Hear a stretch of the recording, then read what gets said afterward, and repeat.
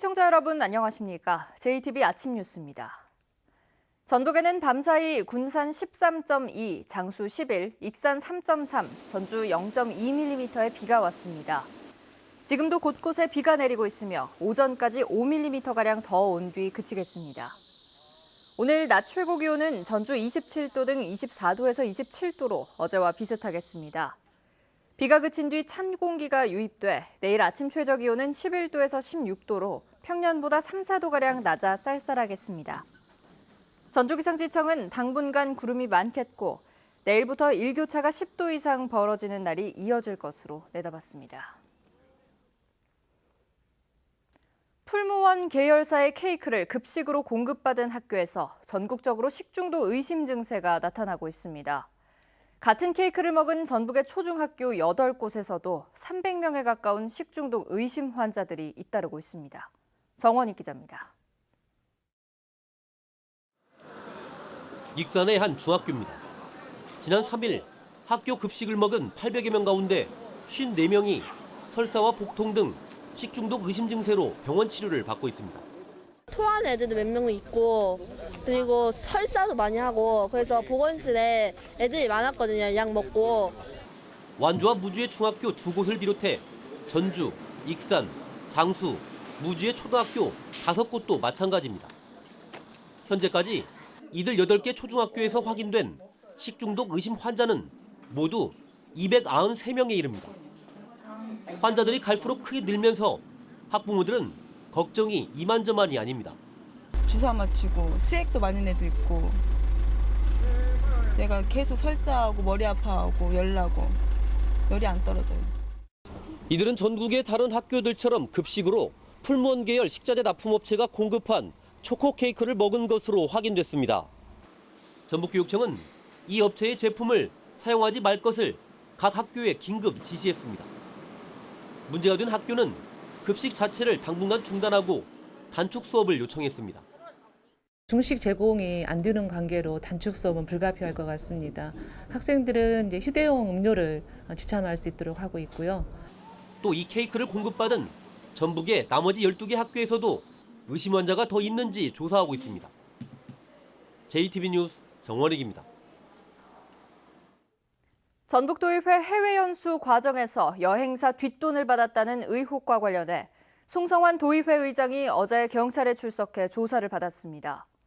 송성환 의장은 여행 경비를 현지 가이드에게 전달했을 뿐이라며 혐의를 전면 부인했습니다. 주혜인 기자입니다. 송성환 도의회 의장이 전북경찰청에 모습을 드러냈습니다. 도의회 해외연수 과정에서 여행사로부터 뒷돈을 받은 혐의로 조사를 받기 위해 피의자 신분으로 출석한 겁니다. 송 의장은 혐의를 전면 부인하며 조사를 통해 무죄를 입증하겠다고 밝혔습니다. 의혹에 대해서 그 혐의는 좀 인정하십니까? 아닙니다. 이제 본의 아니게 심려를 끼쳐드린 부분에 대해서는 죄송하게 생각을 하는데요. 제가 충분히 소명하고 무죄 입증하도록 그렇게 하겠습니다. 2016년 행정자치위원장이었던 송 의장은 도의원과 의회 직원 등 11명과 함께 동유럽으로 연수를 다녀왔습니다. 이 과정에서 송 의장이 여행사로부터 500만 원을 받았다는 정황을 파악한 경찰은 앞서 송 의장에게 뒷돈을 준 혐의로 여행사 대표 67살 A씨를 불구속 입건했습니다. A씨는 경찰 조사에서 송 의장에게 돈을 준 건 맞지만 뒷돈이 아닌 여행 경비였다고 진술했습니다. 조사를 마친 송 의장은 당시 여행 경비를 여행사에게 준 상황에서 경비 문제로 인솔자가 가지 못하게 되자 그 돈을 대신 현지 가이드에게 전달했다고 해명했습니다. 계좌이체를 하면 되지 않았냐는 질문에는 뒷돈이었다면 직원에게 받아오게 하진 않았을 것이라며 직접적인 답변은 피했습니다.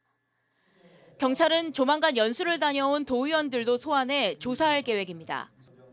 JTB 뉴스 주혜인입니다.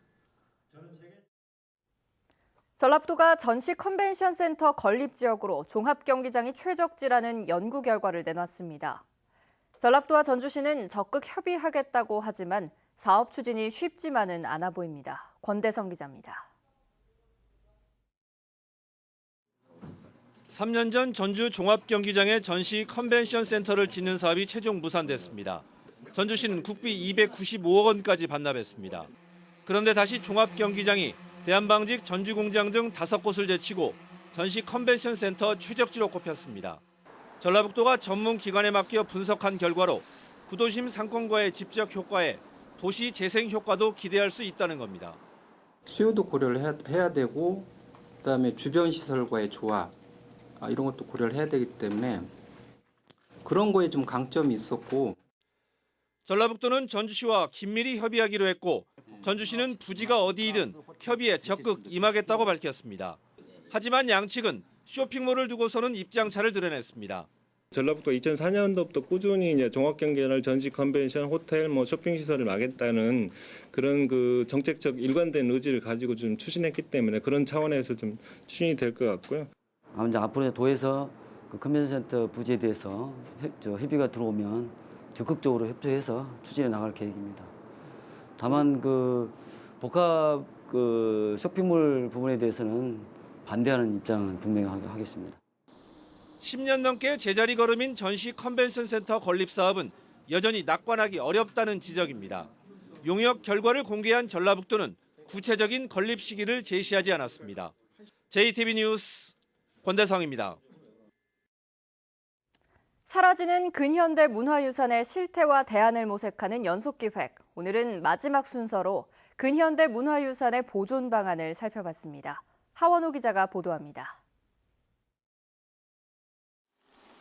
금방이라도 쓰러질 듯한 이 건물은 일제강점기 대지주였던 다우의 농장 사무실입니다. 역사적 가치가 높지만 건물 주인이 매각을 거부해 붕괴 위험을 아는 채 방치돼 있습니다. 100년의 세월 동안 근현대의 역사를 간직했던 익산의 나루토 여관, 수탈의 역사를 상징하고 있는 구마모토의 양곡 창고처럼 등록문화재로 지정되지 않은 근대 건축물은 언제든 철거될 위기에 놓여 있습니다.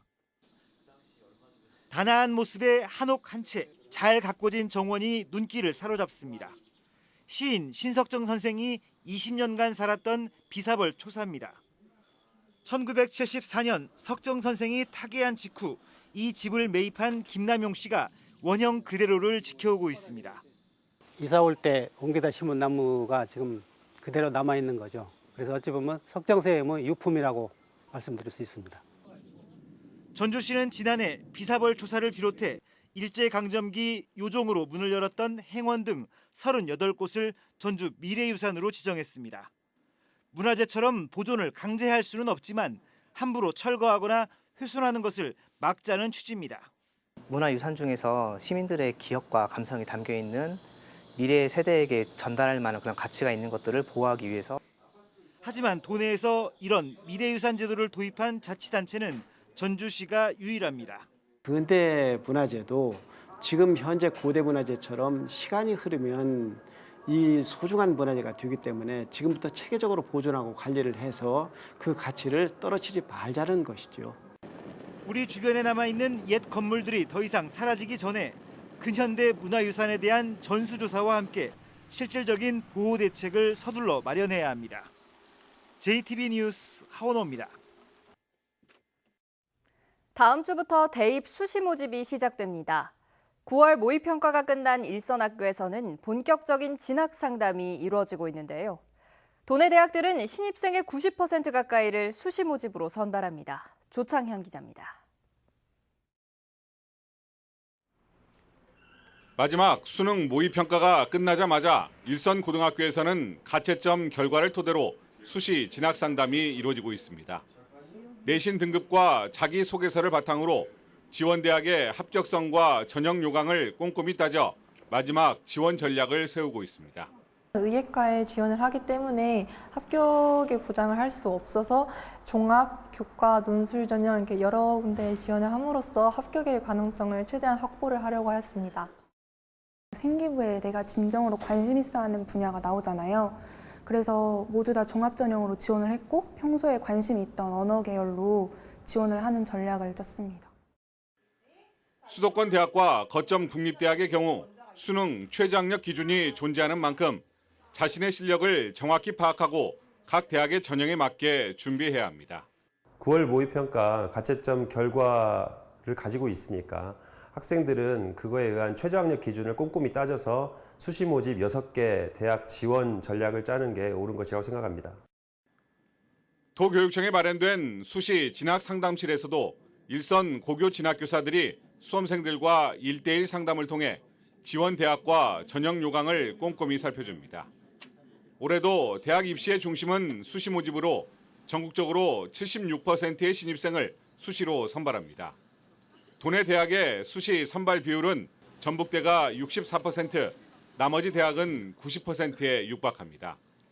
수시 모집 중에서도 학생부 종합전형 선발 인원이 꾸준히 늘고 있는 추세입니다. 2019학년도 대입 수시 모집은 9월 10일부터 14일까지 계속되며 수험생들은 최대 6번 지원할 수 있습니다. JTB 뉴스 조창현입니다. 폭염이 물러간 뒤 하늘은 껑충 높아지고 바람도 한결 상쾌해져서 나들이 하기 좋은 계절이 됐습니다. 가을을 맞아 지역 특색을 살린 다양한 축제가 잇따라 펼쳐지고 있습니다. 나금동 기자입니다. 순창군이 내일 감천산에서 가족과 함께 즐기는 걷기 행사를 개최합니다. 서울과 부산 등 각지에서 1000여 명이 참석해 왕복 5km 걷기와 어쿠스틱 밴드 공연, 생태 체험 등의 프로그램을 즐길 예정입니다. 무주 반딧불 축제가 주말을 맞아 다양한 이벤트로 축제의 하이라이트를 예고하고 있습니다. 오늘은 전국 환경예술대전이 열리고 내일은 아리랑 심포니아의 오케스트라 공연, 모레는 평양예술단 공연이 이어집니다. 전통시장에 활기를 불어넣는 JTB 전주방송의 와글와글 시장가요제가 임실 전통시장에서 열렸습니다. 개그맨 황기순의 사회로 초대 가수 현숙과 10여 명의 참가자들이 펼친 흥겨운 무대는 오는 22일 오전 8시 55분에 방송됩니다. 완주군은 와일드푸드 축제 한 달을 앞두고 부스 운영자 등이 참가한 가운데 성공 개최 결의대회를 가졌습니다. 이 축제는 오는 10월 5일부터 사흘 동안 완주 고산 자연휴양림 일원에서 진행됩니다. JTB 뉴스 나금동입니다. 전라북도가 2022년 아시아 태평양 마스터스 대회를 유치하기 위해 본격적으로 홍보 활동에 나섭니다. 전라북도 유치단은 오늘부터 오는 12일까지 제1회 아태 마스터스 대회가 열리는 말레이시아를 방문해 주요 경기장을 둘러보고 국제 마스터스 협회에 대회 유치 의사를 전달할 계획입니다. 마스터스 대회는 올림픽 등 국제 대회에서 메달을 딴 은퇴 선수들이 참가하는 대회입니다. 고구마의 고부가가치 창출을 모색하기 위한 국제 심포지엄이 오늘까지 농촌진흥청에서 열립니다. 이번 심포지엄에는 우리나라와 일본, 중국 등에서 고구마 연구자 150여 명이 참석해 고구마 게놈 분석과 저항성 품종 개발 등 각 국가의 연구 분야 정보를 공유하고 협력 방안을 찾게 됩니다.